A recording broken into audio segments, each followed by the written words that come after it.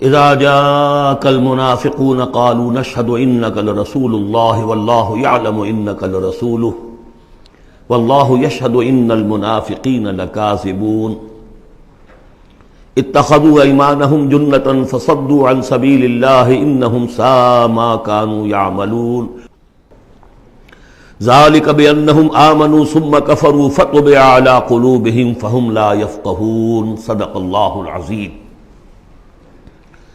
رب اشرح لي صدري ويسر لي امري واحلل عقدة من لساني يفقهوا قولي۔ قرآن مجید میں جو مدنی صورتوں کا یہ سب سے بڑا گلدستہ ہے، اس کے ہم 4 جوڑے پڑھ چکے ہیں، 3 جوڑے، سورہ حدید اور سورہ مجادلہ، پھر سورہ حشر اور سورہ ممتحنہ، پھر مرکزی جوڑا سورہ صف اور سورہ جمعہ۔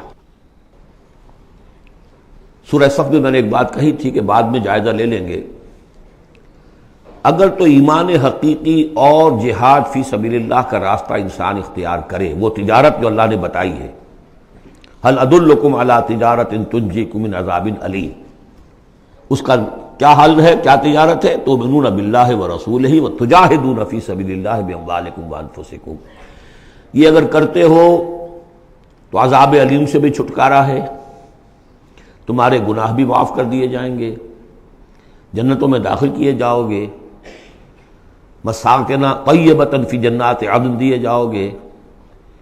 ایک خاص حد تک تمہارے ایمان اور عمل صالح کی جب ہم جانچ پرکھ کر لیں گے اور ثابت ہو گئے کہ تم نے حق ادا کر دیا، تو دنیا میں نصرت بھی آئے گی، فتح بھی ملے گی، اور سب سے بڑی بات یہ کہ تم اللہ کے مددگار قرار پاؤ گے۔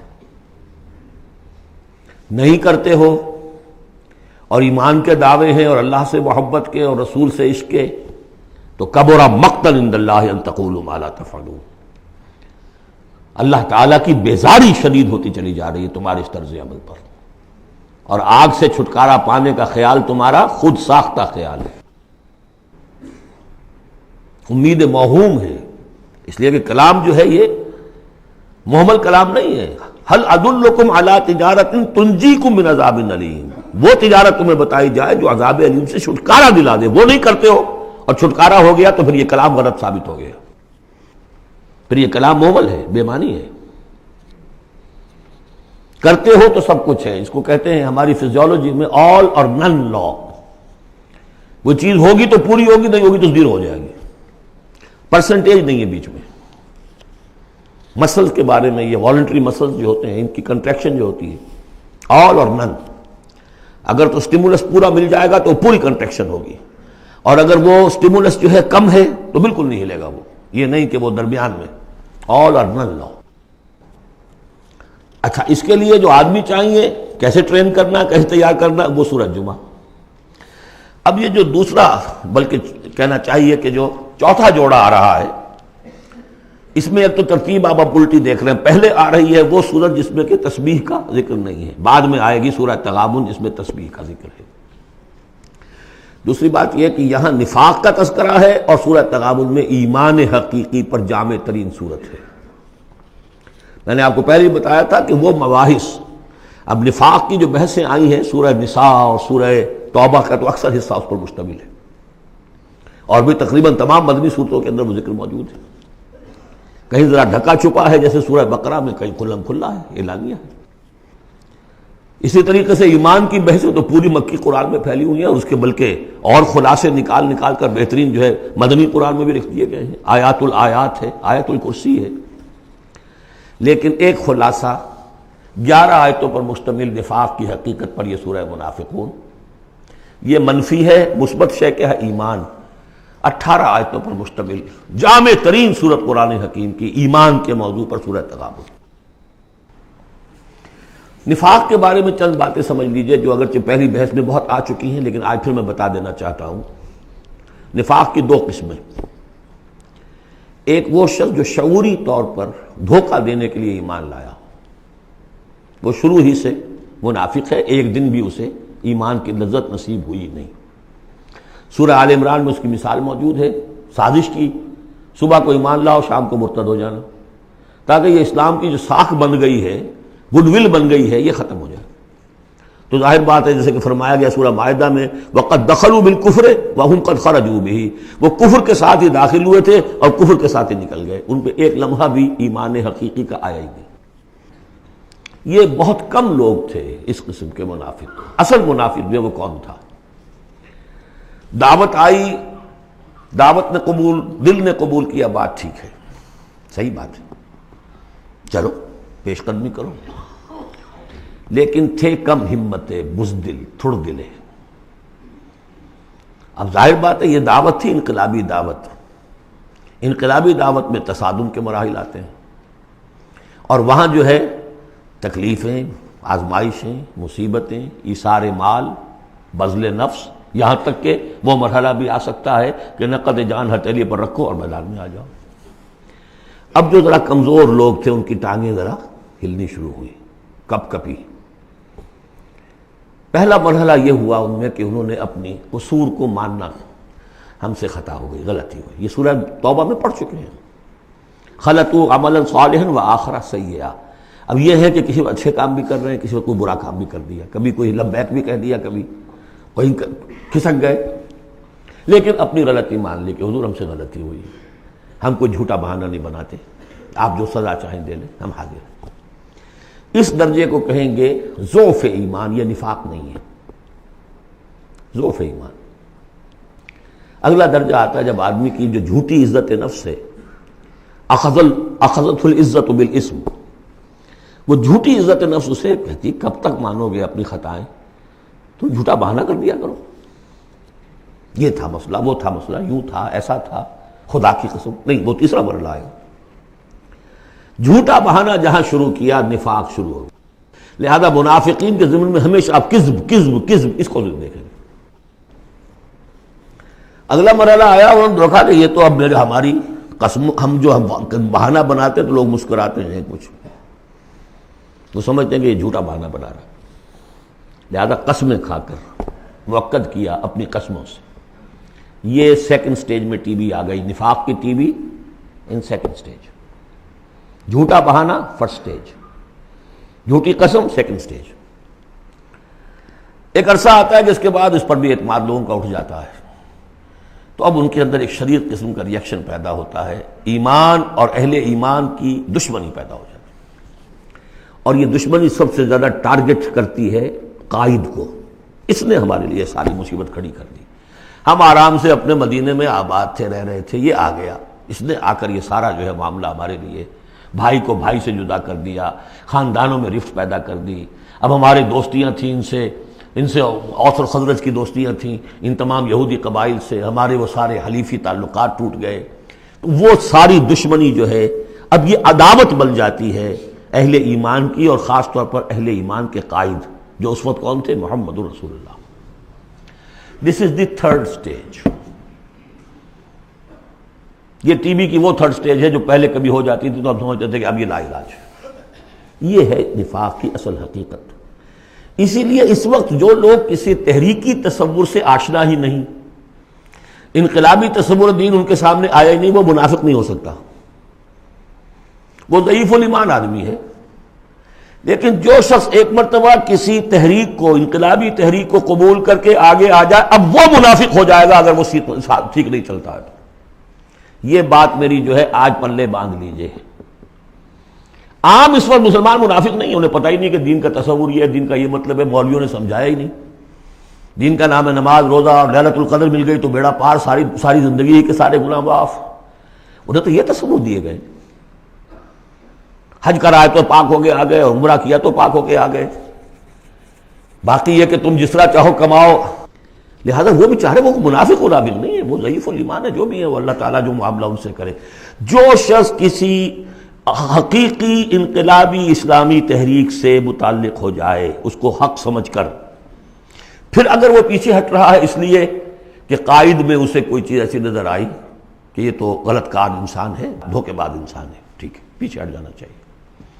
اگر یہ طریقہ کار جو اس نے بتایا تھا یہ اس سے منحرف ہو گیا ہے، پیچھے ہٹ جانا چاہیے۔ جو اس نے طریقہ کار بتایا تھا اس وقت ہمیں معلوم ہوا تھا ٹھیک ہے، لیکن اب ہم سمجھتے ہیں کہ ٹھیک نہیں ہے، پیچھے ہٹ جانا چاہیے۔ یہ سب ٹھیک، اس میں نفاق نہیں ہوگا، لیکن محض اس لیے کہ اب مشقت کرنی پڑ رہی ہے، محنت کرنی پڑ رہی ہے، اپنے کیریئر پر آنچ آ رہی ہے، اپنے لیے جو ہیں اور زندگی کی لذتیں جو ہیں ان میں ہمارا گھاٹا پڑ رہا ہے، یا یہ کہ کبھی امیر نے ڈانٹ دیا ہے. یہ تو ہوتا ہے جماعتوں کے اندر، ہوتا ہے، زجر بھی ہوتی ہے، توبیخ بھی ہوتی ہے. حضور نے یہاں تک بھی کہا کہ میرا جی چاہتا ہے کہ جو لوگ نہیں آتے فجر کی نماز میں کسی اور کو یہاں پر امام بنا کر کھڑا کر دوں اور جا کر ان کے گھروں کو آگ لگا دوں. یہ بھی تو کہا ہے محمد رسول اللہ صلی اللہ علیہ وسلم. تو بہرحال اس وجہ سے اگر کوئی پیچھے ہٹا تو وہ اس پروسیس میں آ جائے گا، اس کو اچھی طرح سمجھ لینا چاہیے. بسم اللہ الرحمن الرحیم. اذا جاءک المنافقون قالوا نشهد انک لرسول اللہ. اے نبی جب آپ کے پاس آتے ہیں منافق اور وہ کہتے ہیں کہ ہم گواہی دیتے ہیں، ہم کہتے ہیں، ہم اقرار کر رہے ہیں کہ آپ اللہ کے رسول ہیں. واللہ یعلم انک لرسول، اللہ جانتا ہے کہ آپ اس کے رسول ہیں. اللہ سے بڑھ کر اور کون جانتا ہے کہ آپ اللہ کے رسول ہیں. لیکن واللہ یشہد ان المنافقین لکاذبون، اللہ گواہی دیتا ہے کہ یہ منافق جھوٹے ہیں. یہ دل سے بات نہیں کہہ رہے. اتخذوا ایمانہم جنۃ، پہلی سٹیج کاذبون کے حوالے سے یہ جھوٹے ہیں، نفاق کی پہلی سٹیج. پھر انہوں نے اپنی قسموں کو ڈھال بنا لیا. اتخذوا ایمانہم جنۃ فصدوا عن سبیل اللہ، انہوں نے اپنی قسموں کو ڈھال بنا کر اور اللہ کے راستے سے رک گئے. خدا کی قسم یہ مسئلہ تھا، میں اس لیے نہیں جا سکا، میری بیوی بیمار تھی، کوئی دیکھنے بھالنے والا نہیں تھا. انہم ساء ما کانوا یعملون، یہ بہت ہی برا کام ہے جو کر رہے ہیں. ذالک بانہم آمنوا ثم کفروا، یہ وہ لوگ ہیں جو ایمان لا کر کافر ہوئے ہیں. یہ وہ لوگ نہیں ہیں جو دھوکے ہی سے ایمان میں داخل ہوئے تھے. تھوڑی سی پونجی انہیں ملی تھی ایمان کی، آئے تھے، اس وقت بدنیت نہیں تھے، ان کی فطرت نے اپیل کیا تھا اس دعوت نے. لیکن اب جو پاؤں ان کے ہلے ہیں وہ انہیں کیا پتا تھا کہ یہ شہادت گاہ الفت میں قدم رکھنا ہے، لوگ آسان سمجھتے ہیں مسلمان ہونا. یہ تو انہیں معلوم نہیں تھا. یہ تو معلوم نہیں تھا وَلَنَبْلُوَنَّكُمْ بِشَيْءٍ مِّنَ الْخَوْفِ وَالْجُوعِ وَنَقْصٍ مِّنَ الْأَمْوَالِ وَالْأَنفُسِ وَالثَّمَرَاتِ وَبَشِّرِ الصَّابِرِينَ. وہ تو بن گئے تھے مسلمان. جیسے آئے حضور، پورے اوس اور خزرج کے قائدین ایمان لا چکے تھے، سارا قبیلہ لے آیا، ٹھیک ہو گیا. انہیں کیا پتا تھا کیا کچھ آ رہا ہے اس کے پیچھے. یہ ایمان جو ہے یہ تو یوں سمجھیے کہ ٹپ آف دی آئس برگ ہے، اس کے نیچے جو اصل برگ جو آیا ہے برف کا تودا، تو وہ پھر ان کے پاؤں ہے. اس میں بھی جب تک اقرار ہو اپنے تقصیر کا تو وہ ضعف ایمان کہلائے گا، نفاق نہیں. خذ من اموالہم صدقۃ تطہرہم وتزکیہم بہا، ایسے لوگوں کا علاج بھی سورہ توبہ میں آ چکا ہے. لیکن جھوٹ بہانا پہلی منزل، جھوٹی قسم دوسری منزل، اور پھر عداوت آگے آئے گی چل کر اسی صورت میں. ذالک بانہم آمنوا ثم کفروا، یہ اس لیے کہ ایمان لائے پھر کفر کیا. فطبع علی قلوبہم، اب اللہ نے ان کے دلوں پر مہر کر دی ہے. فہم لا یفقہون، اب یہ تفقہ حقیقی تفقہ سے خالی ہو چکے. وَإِذَا رَأَيْتَهُمْ تُعْجِبُكَ أَجْسَامُهُمْ، جب اے نبی آپ انہیں دیکھتے ہوں کہ جسم آپ کو بڑے اچھے لگتے ہیں، بڑے تن و توش والے ہیں. وَإِن يَقُولُوا تَسْمَعْ لِقَوْلِهِمْ، جب وہ آپ سے بات کرتے ہیں تو آپ بڑے غور سے سنتے ہیں. چودھری لوگ جو ہوئے، سرمایہ دار بھی ہوئے، چودھری بھی ہوئے، تو ان کی حیثیت ہے تو آپ توجہ سے سنتے ہیں ان کی بات. کأنہم خشب مسندہ، اے نبی یہ تو ان سوکھی لکڑیوں کے مانند ہیں جو اپنے بل پر نہیں کھڑی ہوا کرتی، انہیں ٹیک لگا کر کھڑا کیا جاتا ہے. یحسبون کل صیحۃ علیہم، اندر سے اتنے بودے ہیں کہ ذرا سی آہٹ ہوتی ہے تو ان کی جان پر بن جاتی ہے. وہ سمجھتے ہیں کہ پھر آئی کوئی مصیبت، کہیں اور سے پھر شاید کوئی حملے کی خبر آ رہی ہے اور پھر کوئی جنگ ہوگی، پھر کہیں گے نکلو اللہ کی راہ میں. یحسبون کل صیحۃ علیہم، اپنے اوپر ہی سمجھتے ہیں ہر آہٹ کو. ہم العدو، یہ تیسری سٹیج ہے. یہ اب اصل دشمن یہ ہے. باہر کا دشمن جو آ رہا ہے ابو جہل لشکر لے کر یا ابو سفیان لشکر لے کر، وہ اتنا خطرناک نہیں جتنے کہ یہ ہے. یہ مارے آستین ہے، یہ اندر سے ڈنک مارنے والا. ہم العدو، اصل دشمن یہ ہے. فاحذرہم، ان سے بچ کر رہو، چوکس رہو، چوکنے رہو، چاہے معاف کرتے رہو. یہ بات دوسری ہے. حضرت مسیح کا قول آپ کو سنا چکا ہوں کہ فاختہ کے مانند بے ضرر، لیکن سانپ کے مانند ہوشیار رہو. سانپ چوکنا کتنا ہوتا، لیکن سانپ ضرر بھی پہنچا دیتا ہے. تم چوکنے تو ویسے رہو جیسے سانپ ہوتا ہے، بے ضرر ایسے رہو جیسے کہ فاختہ ہوتی ہے. حضور کی یہی شان تھی. جس نے آگے جھوٹی قدم کھائی، جھوٹا ٹھیک ہے بھائی جاؤ، ٹھیک ہے. مروت، شرافت، جس پر کہ پھر اللہ کی طرف سے گرفت بھی آ گئی عفا اللہ عنک لما اذنت لهم، اللہ معاف کرے آپ کو، یا اللہ نے آپ کو معاف کر دیا، کیوں آپ نے ان کو اجازت دے دی؟ قاتلہم اللہ انا یوفکون، اللہ ان کو قتل کرے، گردن مارے اللہ ان کی، کہاں سے یہ پھرائے جا رہے ہیں۔ یعنی قسمت کی خوبی دیکھیے، ٹوٹی کہاں کمند، دو چار ہاتھ جب کہ لبے بام رہ گیا۔ محمد کا زمانہ نصیب ہوا صلی اللہ علیہ وسلم، ان کی دعوت پر لبیک کہنا نصیب ہو گیا، یہ نصیب اللہ اکبر لوٹنے کی جائے، لیکن کہاں سے یہ واپس پھرے، کس جگہ کمند ٹوٹی ہے؟ وَإِذَا قِيلَ لَهُمْ تَعَالَوْا يَسْتَغْفِرْ لَكُمْ رَسُولُ اللَّهُ، جب ان سے کہا جاتا آؤ بھائی غلطی مان لو اپنی، تو اللہ کے رسول تمہارے لیے استغفار کریں گے۔ تو رسول کی دشمنی تو ان کے دل میں بنی ہوئی ہے، کیسے آئیں؟ جب کہا جاتا آؤ تمہارے لیے اللہ کے رسول استغفار کریں گے اللہ سے، لووا رؤوسہم، وہ اپنے سروں کو مٹکا، جی آئیں گے ٹھیک ہے ذرا میں بعد میں آؤں گا، ورأیتہم یصدون وہم مستکبرون، اور آپ دیکھتے ہیں انہیں کہ وہ رک جاتے ہیں، آتے نہیں، تکبر ہے، مستکبرون۔ اب نبی کے سامنے جا کے روز روز اپنی خطاؤں کو ہم اعتراف کرتے رہے، ہماری بھی کوئی عزت نفس ہے؟ یہ کیا ہے جس وقت چاہا ہمیں ڈانٹ دیا؟ آخر یہ کہ عزت نفس ہے ہماری بھی۔ سواء علیہم استغفرت لہم ام لم تستغفر لہم، برابر ہے ان کے لیے نبی، چاہے آپ استغفار کریں چاہے نہ کریں، لن یغفر اللہ لہم، اللہ ان کو ہرگز معاف نہیں کرے گا۔ اس سے اگلی سٹیج میں یہ آیت آ چکی ہے سورہ توبہ میں، استغفر لہم او لا تستغفر لہم ان تستغفر لہم 70 مرۃ فلن یغفر اللہ لہم۔ اب اے نبی ان کے لیے تو چاہے آپ استغفار کریں چاہے نہ کریں، آپ 70 مرتبہ بھی استغفار کریں گے تب بھی اللہ ان کو معاف نہیں کرے گا۔ اور حضور کی مربت دیکھیے، حضور فرماتے ہیں کہ اگر مجھے یہ معلوم ہوتا کہ 70 سے زیادہ مرتبہ استغفار کرنے سے ان کی نجات ہو جائے گی تو میں 70 سے زیادہ مرتبہ استغفار کرتا، لیکن یہاں 70 مراد نہیں ہے، 70 سے مراد جتنی چاہے آپ استغفار کر لیں۔ ہم الذین، اب یہ عداوت کا جو ہے ان کا جو نقشہ ہے، یہ واقعات پیش کیے جا رہے ہیں۔ ایک غزوے سے واپسی پر دو مسلمانوں کی کچھ لڑائی ہو گئی، ایک مہاجر تھے اور ایک تھے انصاری۔ اب وہ پانی بھرنے پر کہیں، بلکہ ان کی بھی نہیں، ان کے خادموں کی لڑائی ہو گئی تھی۔ اس کو وہاں منافقوں نے اچھال دیا، مہاجرین اور انصار کا جھگڑا بنا دیا، اور کہا اس وقت آ کے عبداللہ ابن ابی نے کہ دیکھو تم نے اصل میں اے انصار، اے مدینے والو، یثرب والو، تمہاری مثال تو وہی ہے جو کہتے ہیں کہ سمن کلبک یا کلوک، اپنے کتے کو کھلا پلا کے موٹا کرو کہ کبھی تمہیں ہی کاٹے گا۔ تم نے ان کو جگہ دی، پناہ دی، کھلایا پلایا، اب یہ تمہارے سر کو آ رہے ہیں، غریبانوں کو آ رہے ہیں۔ خدا کی قسم اگر ہم اب مدینے پہنچ گئے تو ان ذلیلوں کو وہاں سے نکال باہر کریں گے۔ ان کی یہ جرت، انصاری کا خادم اور ایک مہاجر کا خادم لڑے ایک انصاری کے خادم سے، ہم نے پناہ دی، اپنے ٹکڑے کھلائے ان کو، اپنی جگہ دی، اور آج ہی ہمارے سروں کو آ رہے ہیں، ہمارے منہ کو آ رہے ہیں۔ یہ بکواس اس نے کی۔ وہاں موجود تھے ایک نوجوان زید بن ارقم، انہوں نے جا کے حضور کو بتا دیا۔ حضور نے بلایا، نہیں جی جھوٹ پتہ میں نے نہیں کہا، یہ چھوکرے نے پتہ نہیں کہاں سے سن لیا، یہ چھوکرا کیا ہے یہ، اور آپ اس کی بات مان رہے ہیں میرے معاملے میں؟ خاموش رہے حضور۔ پھر یہ آیات اتر گئیں جس نے چھوکرے کو صحیح ثابت کیا کہ کہا انہوں نے یہ۔ تو حضور نے فرمایا کہ لڑکے کے کان نے غلط نہیں سنا تھا، لیکن ایک بات نوٹ کر لیجئے، ان معاملات میں بھی حضور کوئی اقدام نہیں کر سکے عبداللہ ابن ابی کے خلاف، یہ نوٹ کرنے کی بات ہے۔ یہ جو لوگ سمجھتے ہیں کہ مکمل سٹیٹ قائم ہو چکی تھی مدینے میں، فوراً حضور کے جاتے ہی بڑی حماقت کے اندر مبتلا ہے۔ یہ ضرور ہے کہ حضور کو وہاں ایک حیثیت حاصل ہو گئی، لیکن جو تصور ہمارا ہے اس زمانے میں سٹیٹ، ریاست میں کبھی یہ ہو سکتا ہے کہ فوج میں سے 1000 میں سے 300 بھاگ جائیں، ان سے کوئی باز پرس بھی نہ ہو بعد میں؟ Is it possible؟ آج کی جدید ریاست میں کہیں یہ ممکن ہے کہ آپ کہیں اور عدالت، کسی اور عدالت میں اپنا مقدمہ لے جائیں؟ محمد کی عدالت میں نہیں جانا جی، ہمیں تو یہودیوں کی عدالت میں جانا۔ منافقین یہ کرتے تھے، کوئی پکڑ نہیں تھی۔ پکڑ کب شروع ہوئی ہے؟ فتح مکہ کے بعد۔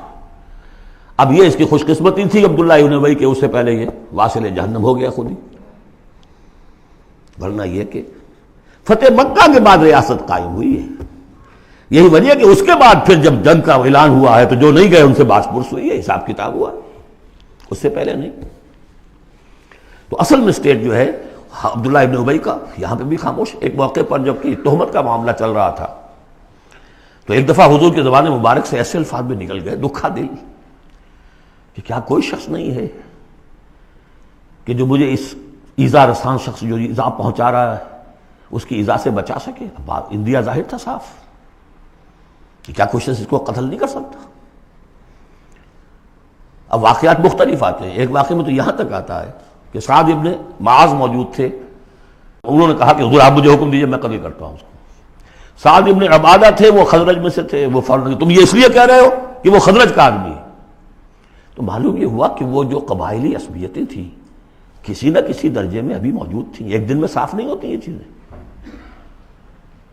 پھر حضرت سعد ابن عبادہ کہتے ہیں حضور سے, حضور اس شخص کے معاملے میں نرمی کیجئے, اصل میں اس شخص کو ہم بادشاہ بنانے کا فیصلہ کر چکے تھے, اس کے لیے ہم تاج تیار کر چکے تھے, آپ آئے تو اس کے سارے خواب جو ہیں وہ بکھر گئے.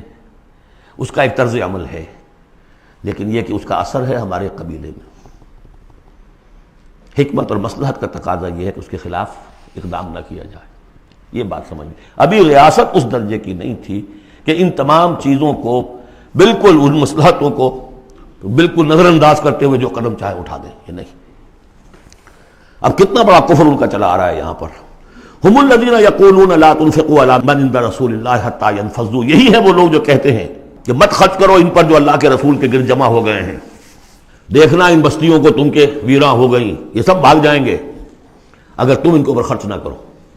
حتی ینفضوا, یہاں تک کہ وہ منتشر ہو جائیں. وَلِلَّهِ خَزَائِنُ السَّمَاوَاتِ وَالْأَرْضِ, حالانکہ اصل خزانے کائنات کے آسمان اور زمین کے اللہ کے اختیار میں ہیں. وَلَٰكِنَّ الْمُنَافِقِينَ لَا يَفْقَهُونَ, لیکن ظاہر بات ہے کہ منافقین اس کا فہم نہیں رکھتے. يَقُولُونَ لَئِن رَجَعْنَا إِلَى الْمَدِينَةِ لَيُخْرِجَنَّ الْأَعَزُّ مِنْهَا الْأَذَلَّ, اور وہ کہتے ہیں اگر ہم مدینے لوٹ گئے, اب چونکہ فوج واپس آ رہی تھی ایک جنگ سے, اب جب مدینے پہنچ جائیں گے تو لازماً جو عزت والے ہیں نکال باہر کریں گے ان ذلیلوں کو. اور ذلیل سے مطلب کمزور, ذلیل کا مطلب جو ہے وہ ہماری زبان میں جو ہوتا ہے کمینہ, وہ نہیں ہے, ان کو ہم نکال باہر کریں گے. وَلِلَّهِ الْعِزَّةُ وَلِرَسُولِهِ وَلِلْمُؤْمِنِينَ, حالانکہ عزت تو اللہ کی ہے اور اہل ایمان کی ہے, اللہ کے رسول کی ہے اور اہل ایمان کی ہے. وَلَٰكِنَّ الْمُنَافِقِينَ لَا يَعْلَمُونَ, لیکن یہ منافق جانتے نہیں. لیکن ہوا یہ کہ جب یہ قول پہنچا ہے, عبداللہ ابن ابی کے بیٹے کا نام بھی عبداللہ ہے, وہ بڑے مخلص نوجوان, خالص, صادق القول, صادق الایمان. انہیں معلوم ہے میرے باپ نے یہ کہا ہے, تو مدینے میں دروازے میں کھڑے ہو گئے ننگی تلوار لے کر. اپنے باپ سے کہا ہے کہ جب تک تم یہ نہیں مانو گے کہ تم ذلیل ہو, عزت ہے اللہ کے لیے اور اس کے رسول کے لیے اور اہل ایمان کے لیے, اس وقت تک مدینے میں گھسنے نہیں دوں گا. فریاد بھی کی, حضور سے بھی کہا, لیکن پھر کہنا پڑا اس کو کہ ہاں اللہ, اس کا رسول اور اہل ایمان عزت والے ہیں, ہم ذلیل ہیں. تب داخل ہونے. اب اگلی 3 آیات جو دوسرے رکوع کی ہیں اس میں اس کا علاج ہے. علاج جو ہے ایک پریونٹیو ہوتا ہے, کیوریٹیو. پریونٹیو یہ ہے کہ اس مرض کی چھوت نہ لگے, ٹیکہ لگاؤ, اسمال پاکس کا ٹیکہ لگا دو, چھوت نہیں لگے گی. ایک یہ کہ اگر ہو ہی جائے تو پھر یہ ہے کہ اس کا علاج. پریونٹیو کیا ہے؟ یا ایھا الذین آمنوا لا تلھکم اموالکم ولا اولادکم عن ذکر اللہ, اہل ایمان تمہیں غافل نہ کرنے پائیں تمہارے اموال اور تمہاری اولاد اللہ کی یاد سے. ومن یفعل ذلک فاولئک هم الخاسرون, اور جو کچھ یہ کریں گے تو وہی خسارے میں رہیں گے. اب ذکر سے مراد صرف وہ ذکر نہ سمجھیے تسبیح, اللہ یاد رہے, اپنا فرض یاد رہے, آدمی چاق و چوبند رہے, اپنے فرض کی ادائیگی کے لیے کمر بستہ رہے, سب ذکر میں. جہاد سے غافل نہ کر دے تمہارے مال اور اولاد, ان میں اتنا انہماک ہو جائے کہ وقت ہی نہیں, میں کیا کروں جی, وقت ہی نہیں. وقت کہاں سے آئے گا؟ آپ نے معبود بنا رکھا ہے اپنے سٹینڈرڈ آف لیونگ کو, سٹیٹس کو. سٹیٹس سمبل معبود ہے, اب اسی کو پوج رہے ہیں آپ. صبح سے شام اور رات کے اوقات میں بھی سوچ بچار اسی کی ہے, تب کہیں جا کر وہ سمبل جو ہے قائم رہتا ہے. تو کیسے ہوگا؟ اس کا جو ہے کیوریٹو ٹریٹمنٹ وہ کیا ہے؟ دیکھیے, نفاق الف اس میں ڈال دیجئے, انفاق یہ اس کا علاج ہے. انفاق, خرچ کرو, خرچ کرو. نفاق کا اصل سبب کیا ہے؟ دنیا کی محبت. دنیا کا محبت کا سب سے بڑا مظہر کیا ہے؟ مال کی محبت. اور علاج بالمثل یہ ہوگا, مال نکالو, نکالو. یہ ہے اس کی اصل علاج. جیسے سورہ حدید میں ہم نے پڑھا تھا کہ زمین کے اندر ہل چلانا پڑے گا. ہل کیا ہے؟ ان المصدقین والمصدقات واقرضوا اللہ قرضا حسنا یضاعف لهم ولهم اجر کریم والذین آمنوا باللہ ورسلہ اولئک هم اب یہ گند نکال دو دل سے، پھر ایمان کا بیج پڑے گا تو لہلائے گی کھیتی، پھر صدیقیت کی طرف جاؤ چاہے شہادت کی طرف، یہ تمہاری افتاد تباہ ہے۔ وَأَنفِقُوا مِمَّا رَزَقْنَاكُم مِّن قَبْلِ أَن يَأْتِيَ أَحَدَكُمُ الْمَوْتُ، اور خرچ کر دو اس میں سے جو کچھ ہم نے تمہیں دیا ہے، اس سے پہلے کہ تم میں سے کسی کی موت کا وقت آئے۔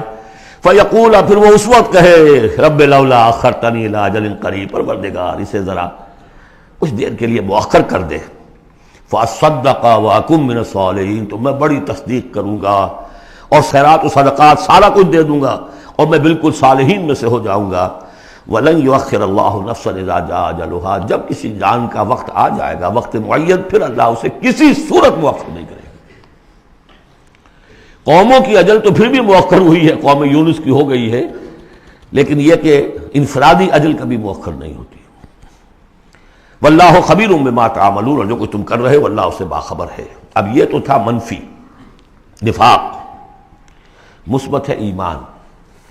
ایمان کے سلسلے میں جو باتیں سورہ حدید میں آئی تھیں، اب یہ پوری صورت، وہاں جو آیا تھا قتال اور جہاد اور حدید، یہ ساری چیزیں آئی تھیں نا، انزلنا الحدید، اور انبیاء کی بعثت کا مقصد، وہ سارا مضمون سورہ صف میں آ چکا ہے۔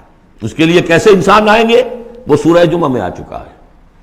سورہ حدید میں بھی آیا تھا هو الذی ينزل علی عبدہ آیات بینات لیخرجکم من الظلمات الی النور، وہی ہے اللہ جو نازل کر رہا ہے اپنے بندے پر آیات بینات تاکہ وہ نکالے تمہیں اندھیروں سے روشنی کی طرف۔